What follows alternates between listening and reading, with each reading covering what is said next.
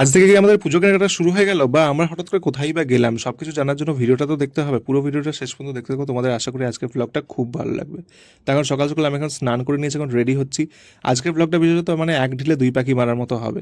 কি তোমরা বুঝতে পারলে না? তো পুরো ভিডিওটা দেখতে থাকো, তোমাদের আজকের ব্লগটা খুব ভালো লাগবে, আর তোমরা বুঝতেও পারবে আমি কি বললাম ফার্স্টে।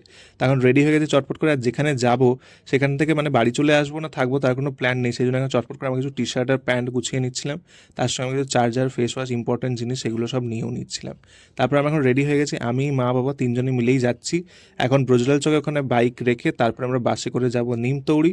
নিমতৌড়িতে নামার পর হঠাৎ করেই মানে নিমতৌড়িতে আমরা এসেও গেছি, নিমতৌড়িতে নামার পর হঠাৎ করেই মা আমাকে বলছে, চল এখন একটু হাতে একটু সময় আছে, যেখানে যাচ্ছি তার আগে আমরা একটু আদি ঢাকেশ্বরী বস্ত্রালয় থেকে ঘুরে আসি। মানে বিশেষত ওখানে মা নিজের কেনাকাটা করতে যাচ্ছে না, কিন্তু মা অলরেডি মা এখান থেকে কেনাকাটা করে না, মা অন্য জায়গা থেকে কেনাকাটা করে।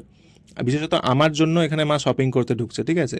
না, মা আমাকে বলছে পুজো তো সামনে চলেই গেলো, তুই আর কবে পাঞ্জাবি কিনবি, এদিকে কি আর আসা হবে কি হবে না তার কোনো ঠিক নেই, চল একটু গিয়ে একটু পাঞ্জাবি দেখি। তো আমিও কী করে পাঞ্জাবির লোভটা ছাড়ি তোমরাই বলো।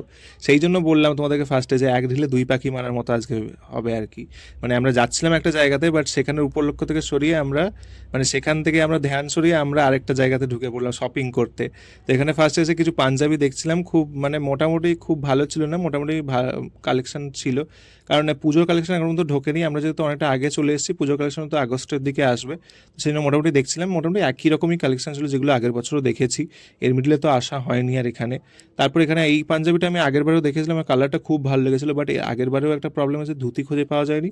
এবারেও সেম প্রবলেম হয়েছে। এই সিকোয়েন্সের পাঞ্জাবিটা আমার খুব ভালো লেগেছিলো। বাট যাই হোক, আমি এর মধ্যে একটা চয়েস করে নিয়েছি, তোমরা অবশ্যই গেস করতে পারো কোনটা আমি নিয়েছি, পরে তো তোমাদেরকে দেখাবো এই কোনটা নিয়েছি না নিয়েছি। তারপর ওখান থেকে কেনাকাটা করে বেরোনোর পর আমরা দেখলাম হঠাৎ করে এখানে দেখলাম খুঁটি পুজোর জন্য আসছে, খুব সুন্দর বাজনা ফাজনা বাজিয়ে বেশ দারুণ আমেজ ছিল। মানে ওই দিন এমনিতে গুরু পূর্ণিমা ছিল, খুব শুভ দিন, মানে খুব বড় একটা শুভ দিন ছিল। তার সঙ্গে খুঁটি পূজা, তার সঙ্গে আবার বৃষ্টি হচ্ছিল, মানে দারুণ একটা পরিবেশ হয়ে গেছিলো। আমি সেই জন্য তোমাদের সাথেও শেয়ার করি।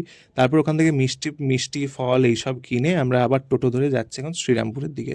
তো শ্রীরামপুরে যাচ্ছি মানে তোমরা কি একটু একটু বুঝতে পারছো কোথায় যাচ্ছি? আচ্ছা, তোমাদেরকে বলেই দিই, আমরা যাচ্ছি হচ্ছে বড় মাসিমণির বাড়িতে। বড় মাসিমণিতে বাড়িতে গুরু পূর্ণিমার জন্য পুজো হয়েছে। তো সেই জন্যই সেই উপলক্ষেই আমরা বড় মাসিমণির বাড়িতে যাচ্ছি।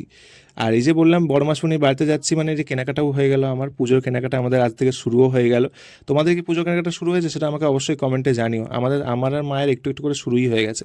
জানি না কবে কী পরবো, মোটামুটি কিনে কিনে রাখছি, কালেকশন রাখছি, পরে পরে দেখা যাবে কবে কী পরবো। আমরা এখন এসেও গেছি বড় মাসিমণির বাড়িতে। অ্যান্ড এখানে এসে দেখলাম মেঘলা মেঘলা হয়ে গেছিলো, আর এখানে এই যে বৌদি ভাই ঠাকুরমশাই সবাই দাঁড়িয়েছিল।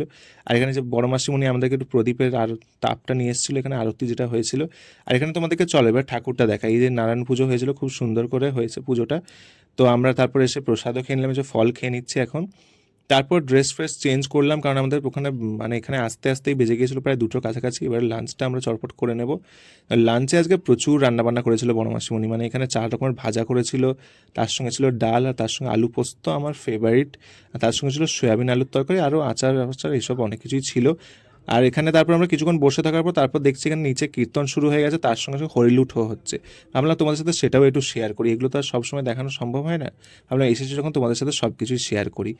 তো তারপর বিকেলবেলা আমরা একটু বাগান ফাগান ঘুরছিলাম, আরও ইন্টারেস্টিং ভিডিও আসছে কিন্তু তোমরা অপেক্ষা করো। তো আজকের ভিডিওটা এখানেই এন্ড করলাম। কেমন লাগলো আজকের ব্লগটা অবশ্যই কমেন্টে জানিও। আজকে শপিং প্লাস বড় মাসুনি বাড়িতে আসা কেমন লাগলো ভিডিওটা অবশ্যই